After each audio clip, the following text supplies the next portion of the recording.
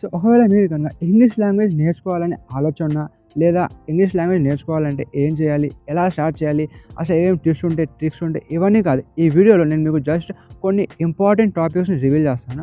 ఒకవేళ ఆ టాపిక్స్ కనుక కవర్ చేస్తే కంప్లీట్ చేస్తే మీరు యాజ్ ఎ బిగినర్ లెవెల్లో మీరు ఇంగ్లీష్ లాంగ్వేజ్ మాట్లాడటం, రాయటం ఇవన్నీ మీరు ఈజీగా స్టార్ట్ చేసుకోవచ్చు. సో ఇంపార్టెంట్ టాపిక్స్ ఏంటో మనం ఈ వీడియోలో రివీల్ చేద్దాం.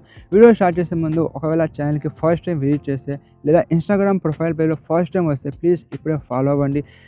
యూట్యూబ్లో ఉంటే సబ్స్క్రైబ్ చేయండి అండ్ వీడియోకి లైక్ చేసి మీ సపోర్ట్ చూపించండి. సో ఫస్ట్ ఇంపార్టెంట్ టాపిక్ అది ఏంటంటే టెన్సెస్ అనమాట.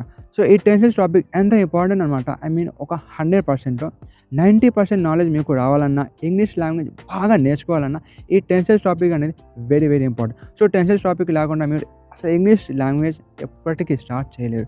సో టెన్సెస్ టాపిక్ అనేది ఖచ్చితంగా కంప్లీట్ చేయాలి. ఇది నేర్చుకోవడం వల్ల ఒక సెంటెన్స్ అనేది ఎలా ఫామ్ అవుతుంది, ఎలా ఫామ్ చేయాలి, లైక్ ఏ వర్డ్ అనేది ఎక్కడ పెట్టాలి, ఎలా రాయాలి, ఇవన్నీ తెలియాలంటే టెన్సెస్ టాపిక్ ఖచ్చితంగా రావాల్సిందే.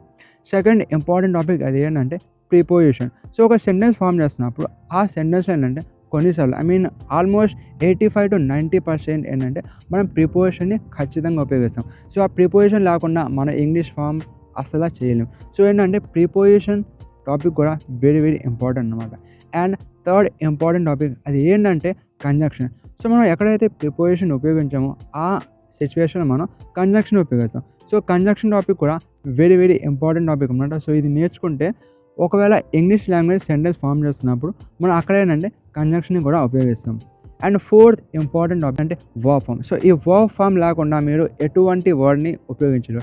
అంటే ఏంటంటే ఇంగ్లీష్లో చాలా రకాల వర్డ్స్ ఉంటాయి. సో ఏ వర్డ్ అనేది ఎప్పుడు ఎక్కడ ఎలా ఉపయోగించాలో అవి తెలియాలి అంటే వర్బ్ ఫామ్స్ కూడా వెరీ వెరీ ఇంపార్టెంట్. సో ఈ 4 ఇంపార్టెంట్ టాపిక్స్ని ఒకవేళ ఖచ్చితంగా మీరు కంప్లీట్ చేయగలిగితే మీరు ఈజీగా యాజ్ ఎ బిగినర్ లెవెల్లో ఇంగ్లీష్ లాంగ్వేజ్ మాట్లాడటం స్టార్ట్ చేసుకోవచ్చు.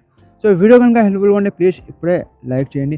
యూట్యూబ్లో ఉంటే ఛానల్కి సబ్స్క్రైబ్ చేయండి and bell icon all set చేయండి. ఇన్స్టాగ్రామ్లో చూసిన వాళ్ళు ఉంటే ప్లీజ్ ఇప్పుడే ఫాలో అవ్వండి. మనం కలుద్దాం నెక్స్ట్ వీడియోలో. Bye bye.